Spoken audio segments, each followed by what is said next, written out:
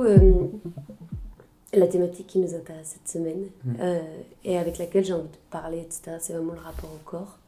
Je crois que c'est quelque chose qui me semble évident, mais en même temps, je trouve très compliqué à aborder, parce que je trouve que c'est très intime, etc.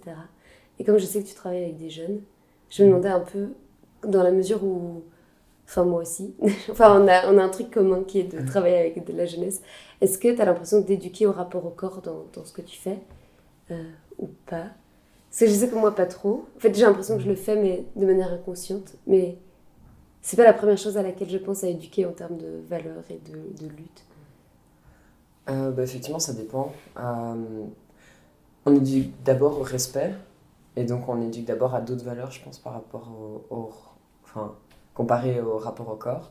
Mais en même temps, nous, on travaille avec des jeunes de 2 ans et demi à 8 ans dans un certain secteur, donc en psychomotricité. Et donc là, c'est vraiment le rapport à soi. Donc voir comment petit à petit, ils découvrent en fait les sensations, donc le toucher, par exemple le toucher de prise d'escalade, ou alors se balancer, ou alors sauter, etc. Mais donc ils découvrent aussi par rapport à leur propre corps différentes textures, enfin, la place que prend leur corps, etc. Donc là, dans ce cas-là, je pense c'est une des bases d'ailleurs de la psychomotricité. Ouais.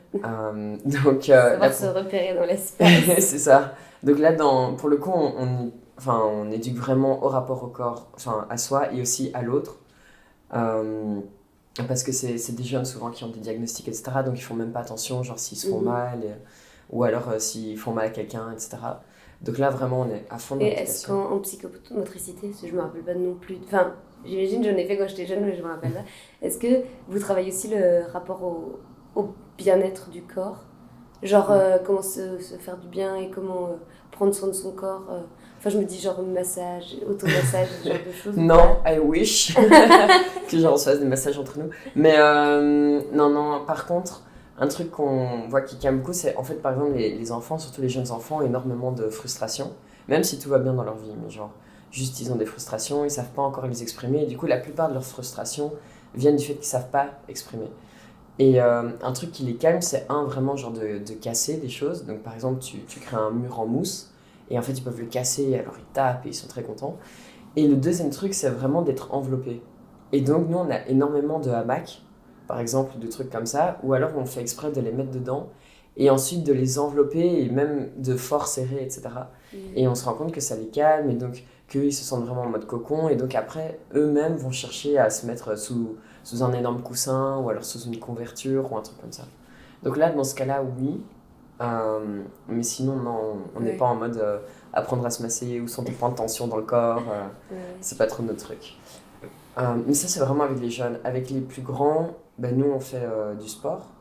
Enfin, du sport aventure, on fait de l'escalade, etc. Donc, ben, le rapport à soi, c'est aussi être en sécurité au niveau ben, les boudriers. Enfin, vraiment, genre juste les règles de sécurité quand tu fais du sport aventure et de l'escalade. Donc là, on fait attention aussi, bien écouter son corps au niveau échauffement, étirement, etc. Mais c'est important, genre on oublie souvent, mais en fait c'est hyper important. Puis c'est un moment d'écoute de soi, de pas se dépasser, pas trop donner aussi.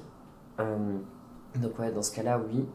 Et sinon, l'autre rapport au corps, je pense, c'est vraiment par rapport à l'autre. Donc nous, enfin, surtout les jeunes, ils partent d'office du principe que des choses sont ok. Donc, par exemple, en mode oui, mais lui, il va m'assurer, ou lui, il va marcher devant moi, etc. Et donc, nous, on répète en mode est-ce que tu lui as demandé? Est-ce qu'il est d'accord? Mais même pour des trucs qui paraissent hyper futiles, en mode non, mais c'est bon, je prends sa chaise, mais est-ce qu'il est d'accord que tu prennes sa chaise? Enfin, voilà. Ouais, mais ça me pensait à un truc que j'avais vécu en cours. Je donnais cours de théâtre avant. Et il y avait un petit, il avait toujours tendance à se mettre sur le dos des autres. Mais genre sans leur demander leur accord aussi. Et donc il y a vraiment ce travail aussi à faire de qu'est-ce qu'un corps et comment tu respectes celui de l'autre. Et donc oui, j'avais dû lui dire, mais en fait, est-ce que tu as demandé à ton copain s'il était d'accord que tu sois sur son corps et sur son dos?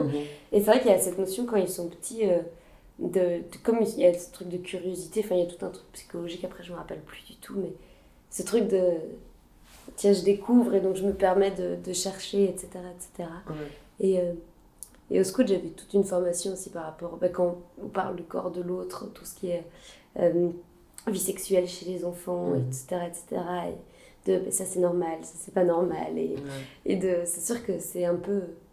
C'était étonnant de se dire, en fait, oui, il y a déjà une vie sexuelle qui existe dans qu'est-ce que l'autre et comment découvrir ça chez l'autre, etc. Donc, c'est vrai que se réapproprier son corps, il y a cette idée aussi de consentement et de savoir dire, en fait, j'ai pas envie qu'on me touche et j'ai pas envie, par rapport au monde qui nous entoure. Mais même pour ça, je pense, par exemple, nous, vu qu'on travaille avec du matériel spécifique, il y a aussi genre, est-ce qu'en fait, nous, on est à l'aise d'être, je sais pas, d'avoir un baudrier, ou alors est-ce qu'on est à l'aise d'être près de corde, parce que, comme je disais, on travaille avec des jeunes qui parfois sont soit dans le système judiciaire pour le protéger de leur famille, donc qui ont quelques gros traumas, ou soit qui ont des diagnostics, et donc, par exemple, eux, ils prennent des cordes et ils font n'importe quoi avec, mais des trucs qui peuvent être dangereux aussi pour leur corps, et donc, il y a aussi ce truc de, même avec le matériel avec lequel tu travailles, genre comment ton corps se sent face à ça, comment tu te sens. Ouais. Je pense aussi, je sais pas, tout ce qui est stéréotypes de genre et dictats, etc., etc. Je sais que par rapport à une expérience personnelle, il y a un peu cette idée du corps politique, d'affirmer un corps qui n'est pas en cohérence avec eux.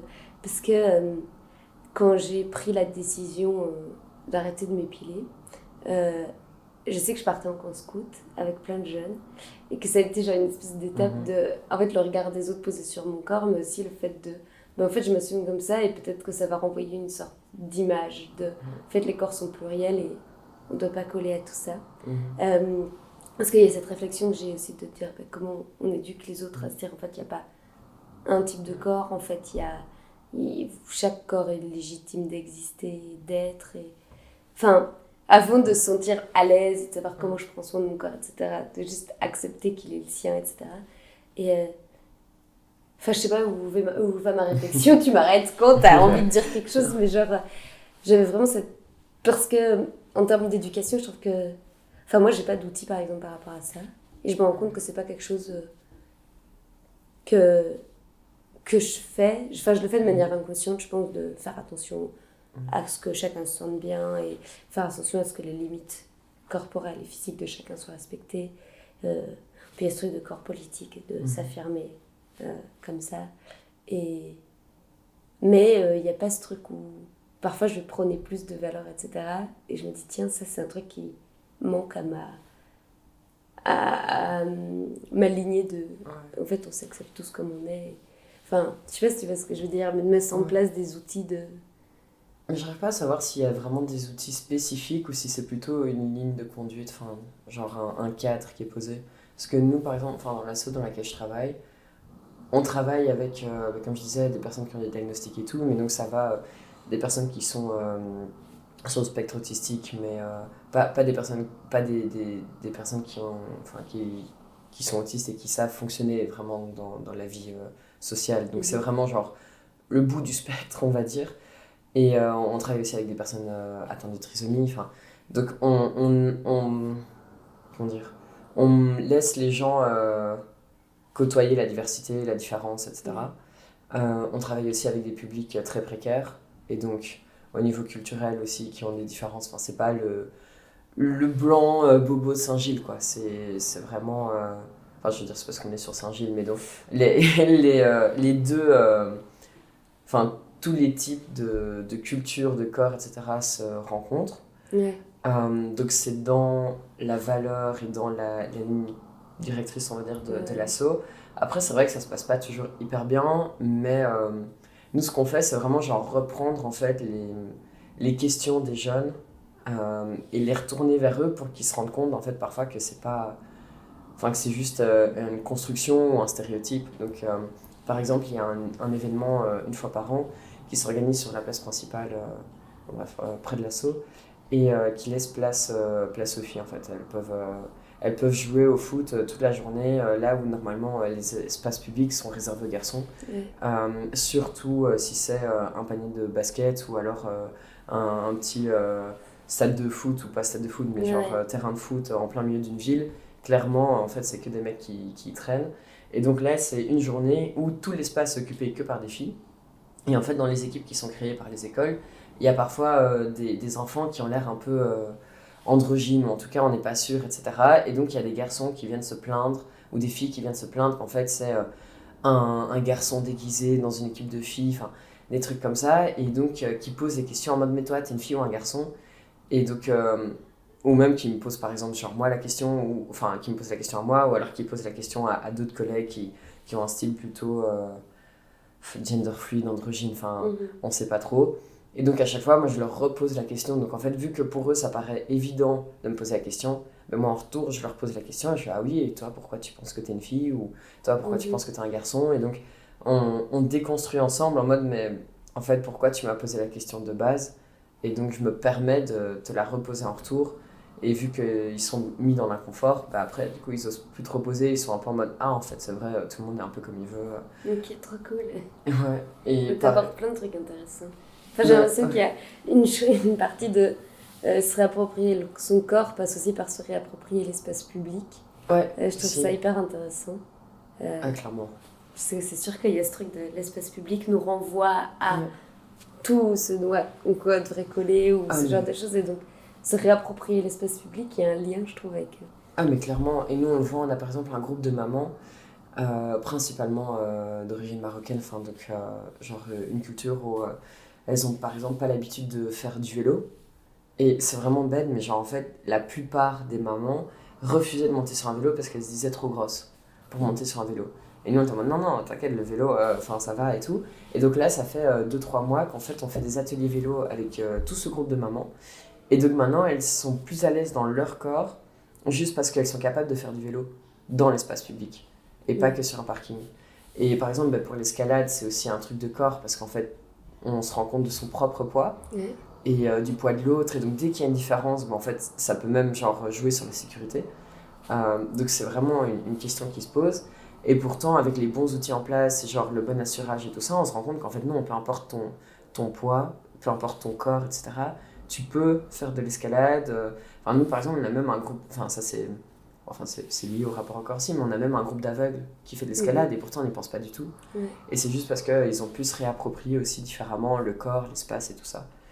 Et c'est vrai que genre, je pense d'une manière politique, surtout en tant que personne sexisée ou racisée, je crois qu'il y a tout un travail à faire par rapport à l'espace public aussi.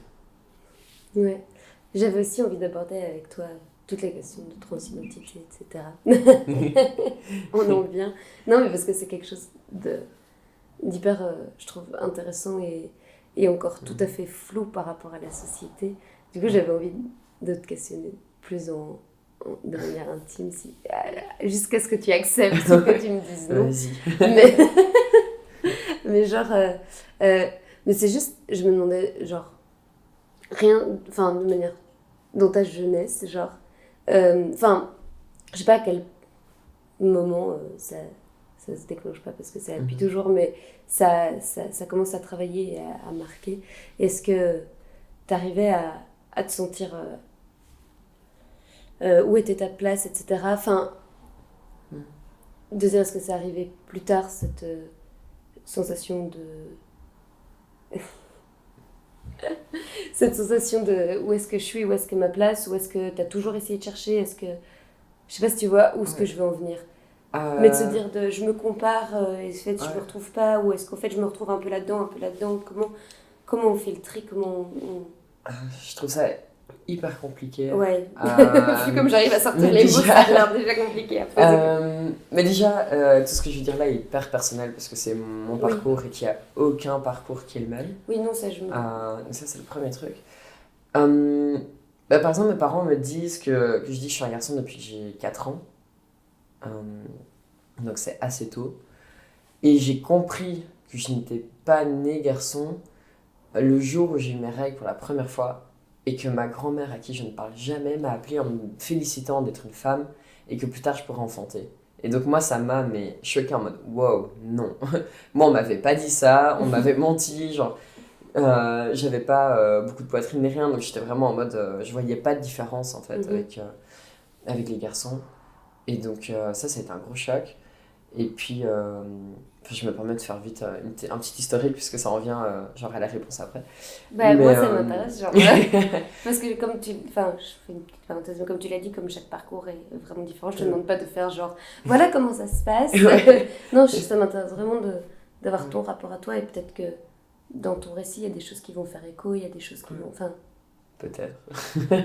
Mais donc, ouais, donc moi j'ai compris à 11 ans que j'étais assignée femme à la naissance. Et puis, et donc en tant que femme, tu sors avec des garçons. Euh, et donc, même par contre, quand j'étais avec des garçons, parce que j'ai quand même une longue relation avec un gars, et c'était super d'ailleurs. Enfin, je veux dire, genre tout était très safe et tout entre nous, et c'était super. Mais par exemple, genre, je m'épilais déjà pas les jambes et je voulais pas porter d'enfant. Après, je dis pas que ça, c'est impropre de toutes les personnes qui transitionnent. Euh, et c'est pas non plus un must. Enfin, je veux dire, c'est pas un truc qu'il faut genre ressentir pour se dire, ah mince, est-ce que je suis légitime ou pas d'être trans? Ou en tout cas d'entamer un parcours de transition. Bref, et donc, il y avait déjà ça. Et puis, après m'être séparée de lui, j'ai fait un coming out lesbien. Euh, et donc là, déjà, j'ai trouvé une autre communauté qui m'acceptait un peu comme j'étais. Donc peu importe si j'avais des poils. Et encore, il y a 10 ans, c'était différent. Vraiment, quand j'ai fait mon coming out lesbien il y a 10 ans, c'était encore en mode. Il y avait les butch d'un côté, les femmes de l'autre. Je fais partie d'une équipe de foot depuis des années. Et même dans l'équipe de foot, genre, c'était un peu en mode ouais, c'est dégueulasse que tu laisses pousser les poils. Alors que, genre, on pourrait se dire, ouais, une équipe de foot de filles, c'est un peu en mode on boit les bières sous la douche et, et en fait, non, pas du tout. Donc, c'était quand même pas spécialement accepté. Donc, bref. Et donc, en faisant mon coming out lesbien, j'ai trouvé toute une communauté qui, petit à petit, j'ai trouvé ma place avec le corps que je voulais. Mais je gardais quand même, genre, les cheveux longs, parce que je voulais pas non plus avoir l'air trop masculin. En fait, par exemple, je me reconnais pas dans le Butch, enfin, le personnage enfin, la personnage de Butch. Et donc, je voulais pas non plus ressembler à une fille masculine. Et donc, j'avais trop du mal avec cette idée. Donc, je me laissais les cheveux longs, genre, je portais des robes, j'essayais de m'approprier. Et pourtant, je me sentais vraiment pas bien. J'avais l'impression d'être déguisée à chaque fois. Même si, d'une certaine manière, j'étais quand même à l'aise avec mon corps. Genre, je ne déteste pas mon corps. Genre, j'aime mon corps. Je sais pas, j'aime comment mes muscles sont placés. Enfin, je fais beaucoup de sport et du coup, genre, j'aime bien genre, ma carrure. Enfin, je veux dire, je ne déteste pas mon corps. Euh, et après, ben, j'ai fait mon coming out trans où au début, je refusais de entamer un parcours, enfin, un traitement hormonal parce que je voulais pas qu'il change. Parce qu'il y avait un peu ce truc de. Je voulais laisser mon corps suivre son cours naturel, entre guillemets. Et donc, j'avais trop du mal avec le fait de changer ça et de modifier mon corps. Et en même temps, maintenant, plus je suis dans le traitement hormonal et plus j'avance, entre guillemets. Enfin, j'aime pas dire que j'avance dans ma transition, parce qu'en fait, peu importe quel parcours tu choisis, tu n'avances pas d'une certaine manière ou tu ne recules pas. Mais donc, plus j'avance, on va dire, dans le traitement hormonal, en tout cas, plus je me réapproprie mon corps différemment. Et je me rends compte maintenant que pendant des années, j'étais incapable de me regarder dans le miroir. Donc j'étais incapable de me sentir à l'aise avec moi-même. Mais par contre, une fois que j'ai fait mon coming out lesbien et que j'ai trouvé une communauté qui est à la fois féministe, à la fois LGBT friendly, etc., j'étais à l'aise dans la société. Il y a un truc entre femmes ou femmes ou personnes sexisées enfin, ou racisées et tout. Enfin bref, toutes les minorités possibles. Il y a un truc d'adelphité qui est énorme. Et en fait, ou même dans la rue, tu sais que tu te regardes et genre tu pourrais te faire un clin d'œil où tu sens un peu de la force qui émane genre du groupe et de la société, de la communauté. Et donc je me sentais à l'aise dans la société, mais pas avec mon corps. Et maintenant que j'ai entamé le parcours au niveau traitement hormonal, je me sens à l'aise de me regarder dans le miroir. Donc je me sens à l'aise avec mon corps. Genre, j'arrive enfin à ce que mes potes prennent des photos de moi ou des trucs comme ça.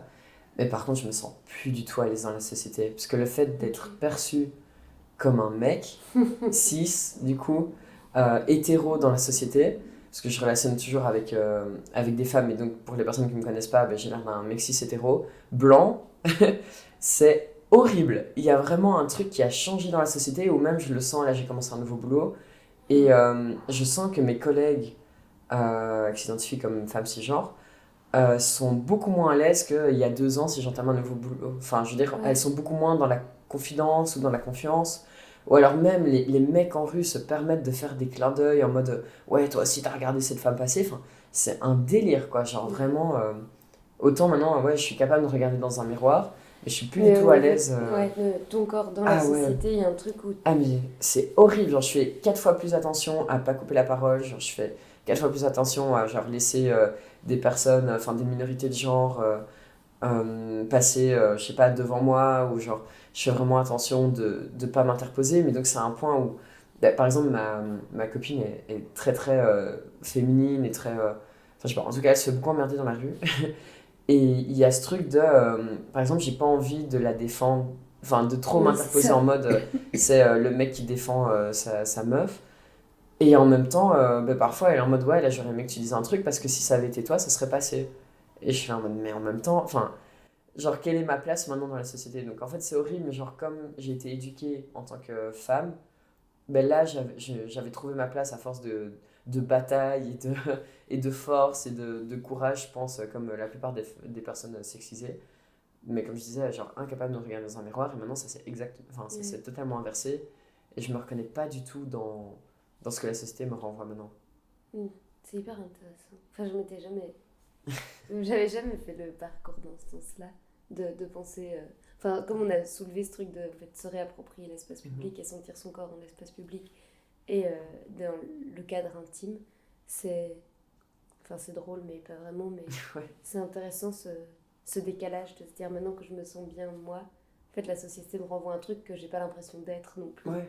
Euh, Ah, mais en même temps, je dois faire attention parce que je comprends c'est le ça. fait que mon corps puisse avoir Ouais. un impact Mhm. sur les autres autour et donc de devoir me mettre dans une position dans laquelle en fait je ne me sens pas être.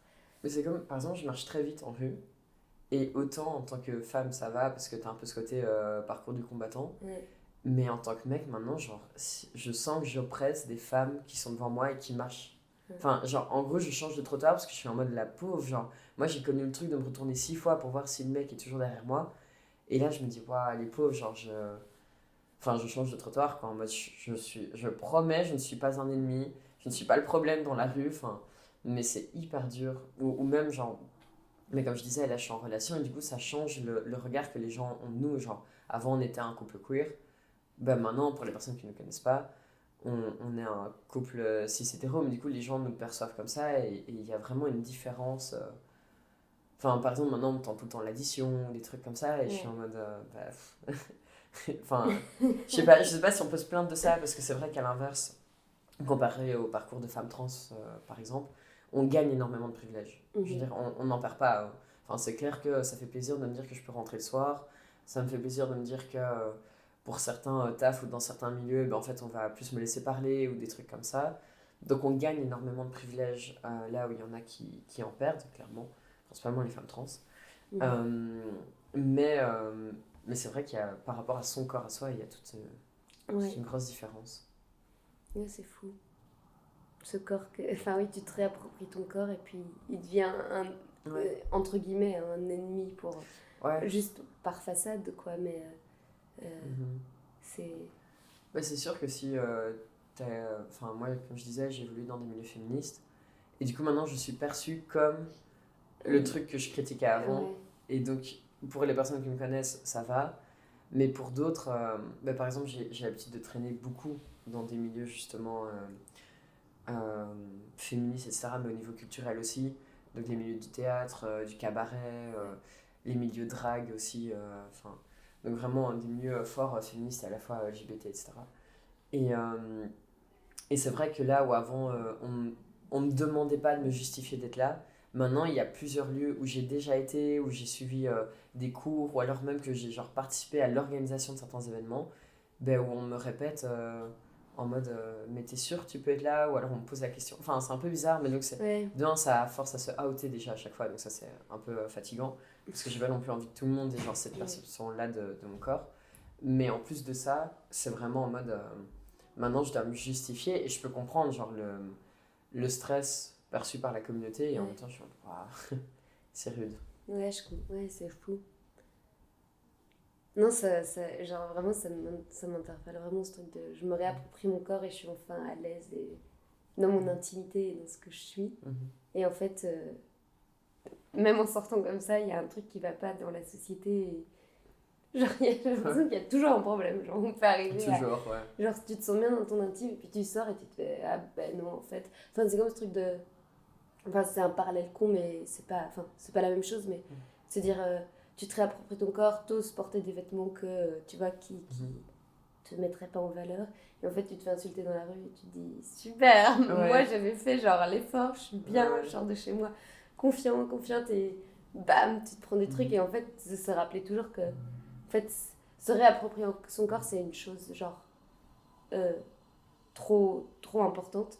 Mais en fait, si la société évolue pas en même temps que la réappropriation de son corps, il y a un truc où ça marche quand même pas.